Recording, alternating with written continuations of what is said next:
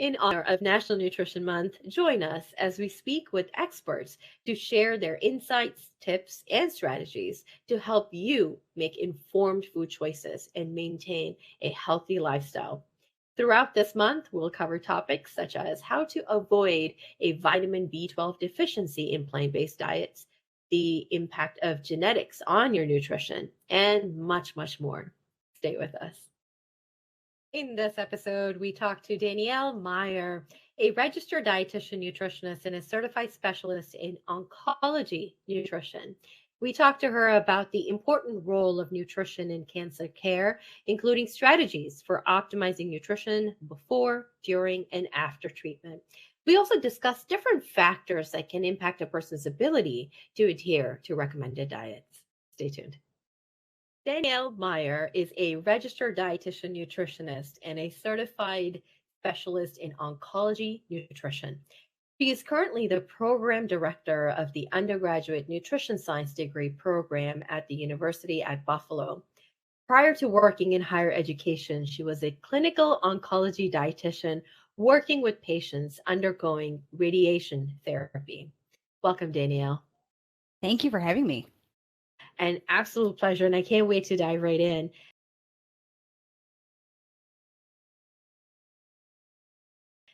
Danielle, first tell us, how has studying oncology changed your perspective on nutrition, and how has this really impacted the way you view making nutrition choices and foods too? I would say once I started working in oncology, it definitely firmed up my philosophy to nutrition and how I teach nutrition and just how I appreciate it. What oncology does when you're working with folks who have cancer or have gone through cancer treatment, or you're working with their families and you're working in support of that, it's very humbling. And one of my favorite things that I did, besides just helping them make, with answering nutrition questions, was I got to spend time and I got to know them, and I got to know, I knew going into work every day that I was going to help somebody. And that was extremely rewarding. And so with that, and I was able to help them with my knowledge, with my expertise, with my knowledge and expertise in nutrition in particular. So I would say it has made me truly believe that nutrition and food should not be a point of stress. And it really can be, and it does not have to be.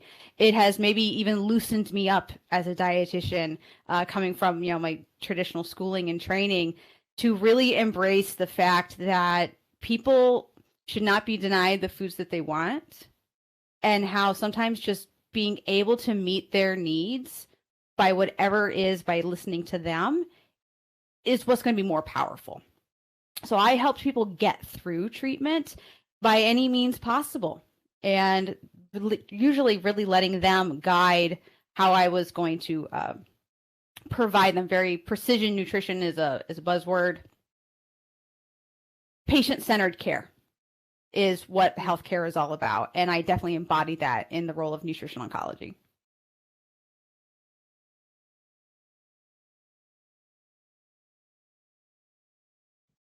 I appreciate that so much. Can you also help define what oncology nutrition really is? So it's a larger scope. So my role in oncology nutrition was helping folks who are undergoing active treatment. That's really where I interface with them. But I also was able to participate in community events. So I would do talks or help people to do general information and general education in nutrition, which might be able to, if you wanted to talk about for those who maybe before they get cancer. And then I did a lot of survivorship work. So I worked with a lot of folks after treatment as well. And so it's really where we're supporting this oncology journey, whether it's in prevention, whether it's at diagnosis, during treatment, and in survivorship. That's oncology nutrition.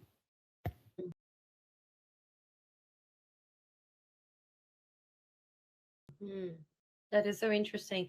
And speaking of those phases, can you help us understand what is the role of nutrition through these phases? How is it different, perhaps? So they're actually not They're not very different. The recommendations for survivorship in oncology and nutrition is to follow the prevention guidelines. There's not actually something inherently special or different, and that can be really jarring for patients sometimes. They just went through this life-changing event, and to think that, what do you mean my recommendations aren't different? I went through all of this. How could they not be? But when you think about what the prevention recommendations are, you can understand why they're helpful in survivorship. It's, eating a lot of fruits and vegetables. It's also increasing your physical activity. And those we have in prevention, and they also work to help you in survivorship. So there's not actually a lot different. And I would say during active treatment, and this is very dependent upon what you're being treated for and what type of treatment you're receiving, I tend to loosen up during treatment because I need folks to be able to do whatever they can. And if I were to put limits on that, or say do's or don'ts or can'ts, I think it's going to add a layer of stress and anxiety that they don't need. They already have that. So I actually find that during treatment, we also have different goals, and different cancer diagnoses have different nutritional goals. Some are to prevent weight loss. Some are to prevent weight gain. In some cases, we need to regain any weight that was lost. We just need them to maintain the whole time. I don't want it to change. Don't want to go up. Don't want to go down. And whatever I need to do in order to meet that goal is how I'm going to tailor my nutrition recommendations during treatment. So even just personally, someone's goals can be very, very different. So oncology and nutrition is very personalized nutrition.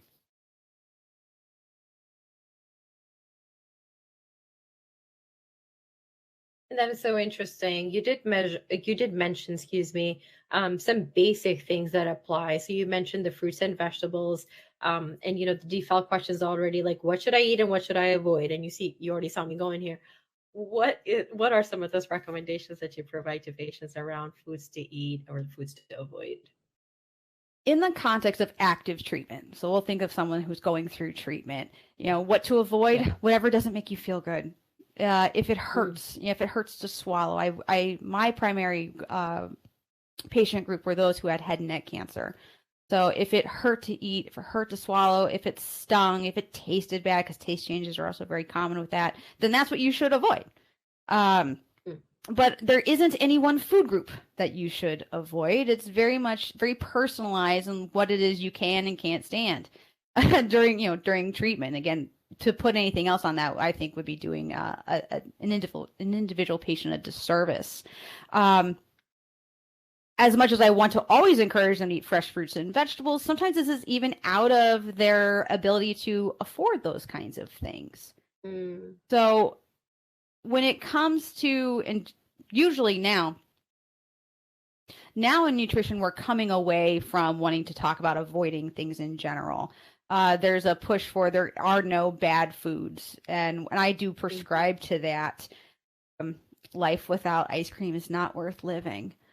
So it's one of those things where if it bothers you during treatment, then don't eat it. Don't feel like you should be forced to. This also happens during cancer treatment, especially when you have very well-meaning loved ones. They might find something on the internet and it ends up being just awful. And it's not going to help. An example was I had someone tell me about a canned asparagus smoothie, and the asparagus had to be canned. And it was designed to fight cancer, and the person who was taking it absolutely hated it. But the caregiver really felt that they were doing something in support of their care. So like, what should I do? And usually you start those conversations with, well, does he like it? No, he does not. Maybe we don't need that. Maybe this is something that I think it would be okay if he didn't have that. If he liked it, by all means. But no, he doesn't like it. No, maybe that is something you can skip. So personal preference is what should be driving your food choices during treatment. And just for the record, you're not recommending canned asparagus. Oh, no, absolutely not. And serving it cold does not help. Okay. Oh my gosh. I never thought I would ask that question, and here we are. All right. Well, having said that, you talked about, certain different treatments. You talked about radiation when people are in chemo. Um, how does, and you talked about, if it hurts to swallow, don't eat it, right? Like that's a great place to go. Like, what do I avoid? If you can't digest, like, just don't eat it.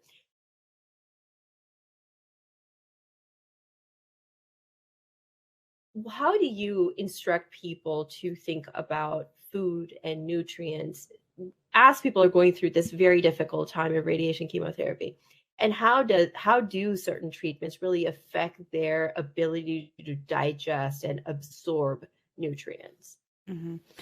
So when it comes to cancer treatment, so as I alluded to before, even every diagnosis, it's unique for an individual. Two breast cancer patients are not the same. Two head and neck cancer patients are not the same.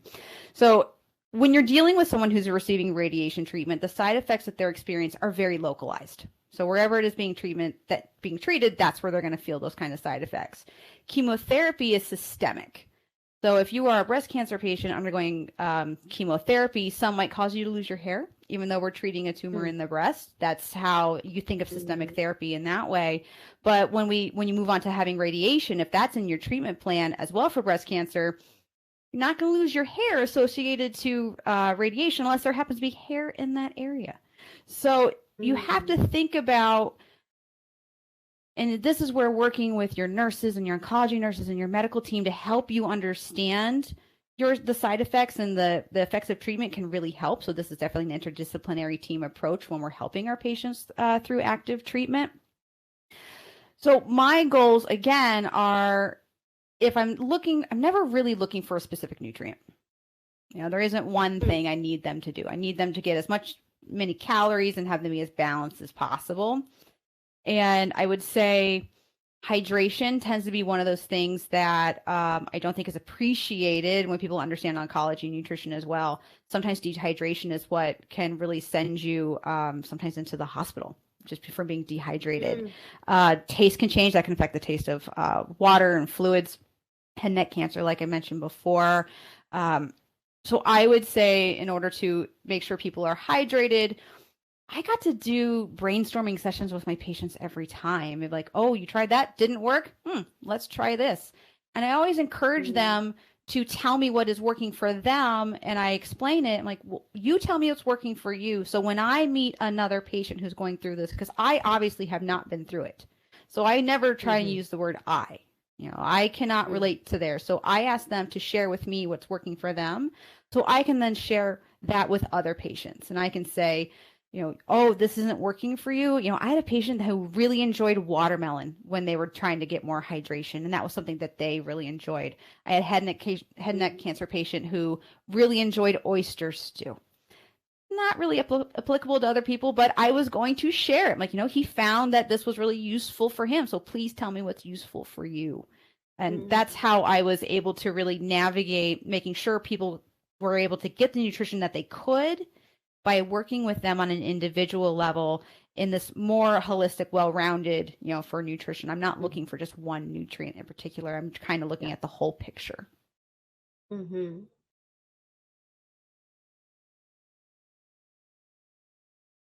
I do want to, and as you say that, I do want to shift to talking about cultural and socioeconomic factors that impact a person's ability to access and adhere to a balanced diet. As a dietitian, how do cultural preferences and identities really affect oncology nutrition? So it comes from what it's like to be a dietitian in general, where the onus is on me to understand my patients and their cultural. I do encourage them to share with me, tell me what they like, tell me if there's anything that I need to be aware of. But I do feel that it is my responsibility to learn as much as I can about their culture and any food beliefs that are associated with them that will help me navigate that. You have certain cultures who have the idea of like using hot foods and cold foods to treat certain conditions. So knowing about how that works within that culture can help me actually make more relevant recommendations by having a background in that type of understanding. So before I even see a patient, and I try and learn as much as I can from their chart and reading what the doctors say, what the nurses say. And one of those sections is their cultural section. So I can make sure that I am going to approach them with at least a basic knowledge. try not to assume, but at the same time, I should be coming in for something. So it's the onus is on us to understand. And as far as helping someone navigate regarding any type of their socioeconomic backgrounds or their cultural preferences, it's also understanding where they live. They might only shop at maybe the local grocery, their local, ethnic grocery, and I need to know that those places are there, and that's where they're going to get their food from.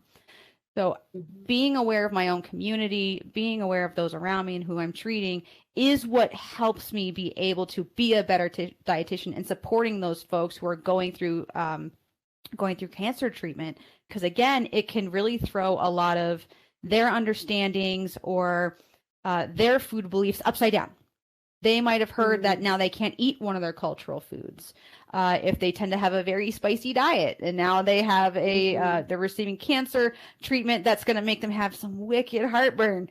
It's going to be hard to kind of talk to them and help them adjust, through that and kind of support that through that experience. Mm-hmm.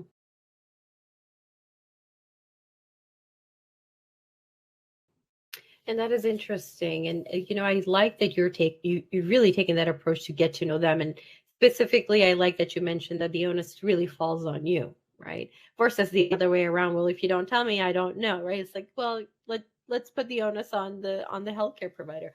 How can healthcare providers and other dietitians really work with their patients from different backgrounds to overcome such barriers? So I think it starts with, like I said, knowing your community and knowing about local resources. So part of the education that I provide to my students here at the University at Buffalo, we teach them about being able to go into a community, identifying the resources, because a lot of them will come here for training and education and then they go elsewhere. So it's like one of those first steps to working within a community is knowing what's available. So one, just educating yourself. And two, like I spoke before, cancer care is interdisciplinary.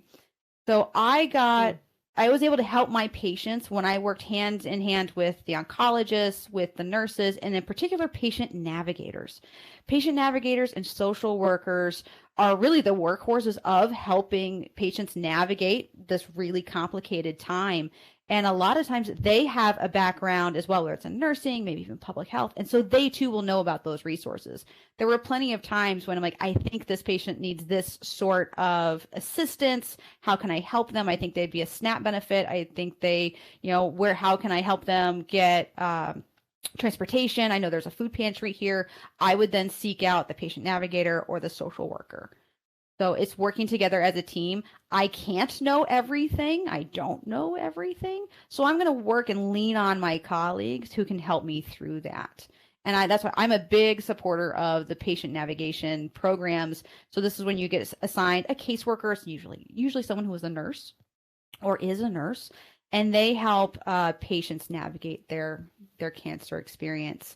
They become a touch point for that patient, and I worked really tightly with them to help support, for helping overcome the barriers when we can.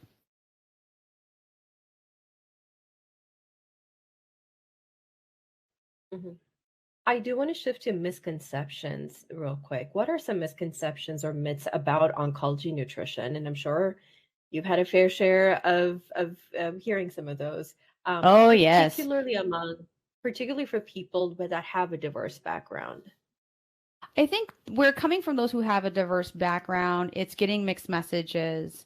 It's, thinking that they're hearing, oh, you have cancer, now you have to eat organic. That's not correct.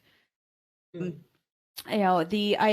it's still respecting cultural differences. One of the prime cancer myths is sugar feed cancer, which is a really oversimplification of a really complicated metabolic process.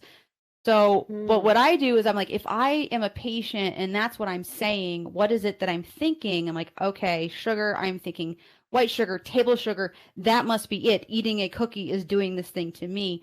And so I try to, because I have not gone through cancer, I do try to look at what is my patient hearing? What do I think they're hearing? How am I going to gauge their understanding, which will then help me better explain those things. Sometimes you can't change their mind, which is fine. But you can still support people even if they maintain some of these myths. So I try and fix what I can while helping to support them, because the last thing you want to come and do is just blow it up. And you're like, no, that's totally wrong. They're not going to come back and talk to you. But it's like, when they say that, I'm like, would you like me to explain maybe why that's not correct? Or let me tell you why you don't have to eat organic if you choose not to. And a lot of times when you open it up to seeing if they want that information too, they might not actually want me to go in and say, you don't have to do these things. So it's also really touching base with my patients, seeing where they were coming from before I just went off and, offered all of this information. I got to be sure that they're going to want to receive it to begin with.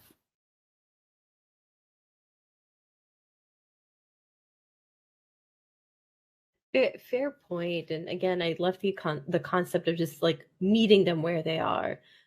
How can dietitians provide guidance on what steps a person with cancer can take to ensure food safety and minimize the risk of foodborne illnesses, especially during treatment? Food safety is one of my favorite topics to talk about.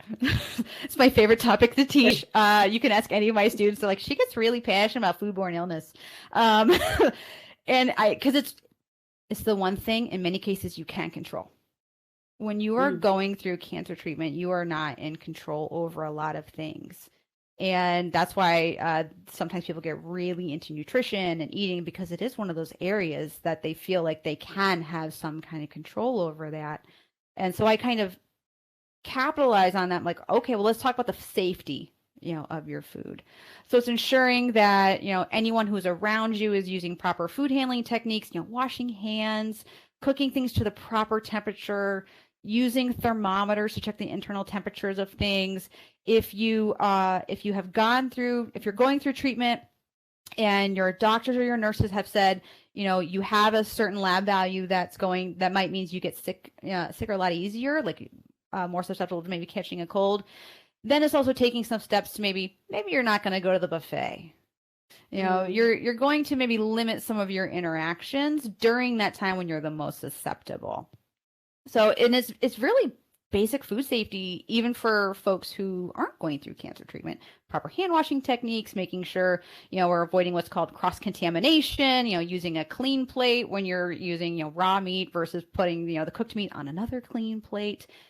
It's very much the same, but I would say when you have a loved one or you yourself going through cancer treatment, you just become a lot more aware of that.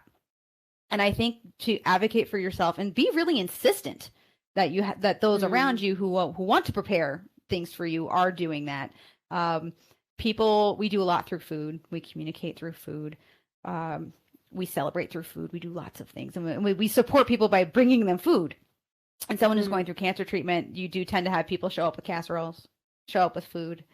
And you want to make sure if you're going to do that for someone, one, that you're actually making something they're going to eat. So, please call them and ask.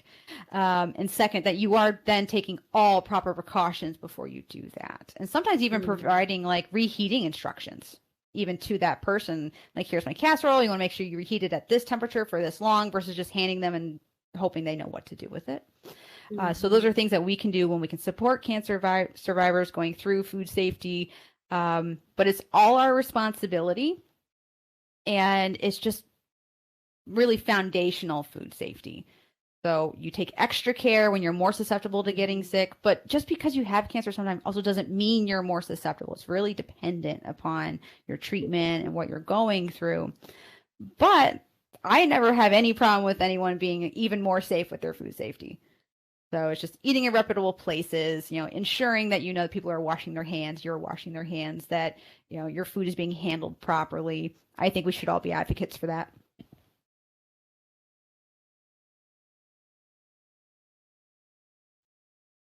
Regardless, yeah, certainly. Can you discuss the role of dietary supplements in oncology nutrition and which supplements may be beneficial or even harmful for people with cancer? This is one of those questions that you get, it depends. It really depends. Is it someone who has a pretty well-balanced diet? Maybe their nutrition is not going to be impacted so much through cancer treatment. They probably don't need any. I will say that when it comes to supplements during treatment, Oncologists tend to err on the conservative side, and I would agree with them. They know that their treatment regimen is going to work the way they know it works without anything interfering. That's why you'll have a lot of recommendations to stop taking any extra supplements. And it's because we maybe don't know how that supplement could interact with your treatment. So we tend to err on the side of caution of, could you please stop during treatment, but you're welcome to start afterwards, after a certain period of time. So I definitely err on the side of, maybe putting a pause on those things during active treatment. However, there will be people who will insist. And so I, again, play the role to help them navigate that. I ask them to bring them in. I'm like, let me take a look. I will look at them. I do my due diligence. I'll try and look them up as much as I can. Generally, if it's not going to harm someone, I'm more likely to let it go. But if I find something that's high risk, very harmful, then I would encourage them to discontinue. Sometimes you'll get people like, I'm taking blueberry pills, high in antioxidants. Like, yeah, but you'll get so much more if you actually eat the blueberry. And, blueberry supplements are actually way more expensive than actually buying a bunch of blueberries. And if you buy a bunch of blueberries, you're going to get what you get what's called the synergistic effect of food. Like there's other things in that blueberry that makes that antioxidant maybe as powerful as it is. You're getting water, you're getting fiber, you're getting more vitamins and minerals than just consuming a powdered blueberry. So I that's how I tend to navigate that. But if they insist, is there any harm for that? Unlikely. That doesn't mean no. That means unlikely. And I would really just encourage patients, if they insist on taking supplements, that they first tell their oncologist, they tell the nurse, and then they really go over them with a dietitian. And if we find that there's maybe no harm in it, we might not have a problem with stopping it. But it is better that we know, so we can better help you navigate. There have been plenty of times, I have one in particular, a patient did not want to stop taking a supplement that we knew could have interference. And so I went to her, I said, this is this, this? She goes, yep, I know I'm going to keep taking it. I said, okay, I'm just going to document accordingly. If you have any questions, you can just let me know. I will help you with anything else. You just know why we have to. This is the spiel, why we don't think you should do this during this time. She goes, yep, I know. I said, okay. Patients are in charge of their own care. I cannot make them do anything, but I can support them to the best of my ability, as long as they're not going to hurt themselves. Makes sense. With that, Danielle, we are toward the end of the episode. At this point, can you tell us how our listeners can connect with you and just learn more about your work? So you can find a certified oncology dietitian in a lot of different places, a lot of cancer centers. I am now primarily in a faculty role. I can be connected with professionally, if you wish, on my LinkedIn. I don't have much of a social media presence, though. I'm actually pretty busy as faculty. But there are so many other prominent dietitians that are out there and in support of cancer care. And if you can find someone, especially with the RD credential, with the CSO credential, you'll get some really solid information from those folks. Lovely. And with that, Danielle, thank you so much for your time. This was a very insightful conversation. Lots of nuggets here that we can learn from and adopt, in our lives. And for our listeners who are listening, who have battled cancer or know someone who has, how hard was that journey for you to really adjust your eating habit? Head over to our social media, Facebook, Instagram, answer this quick question of anyone that has battled cancer, knows someone who has, how hard that journey has really been for yourself, for your loved one, to really adjust your eating habits. Again, head over to our Facebook, Instagram, find this podcast post and comment and let us know below. Also, to our Spotify listeners, you can totally mention that. You can totally answer that in the poll within Spotify. And with that, Danielle, thank you so very much for your time. Thank you. It was a delight. Thank you.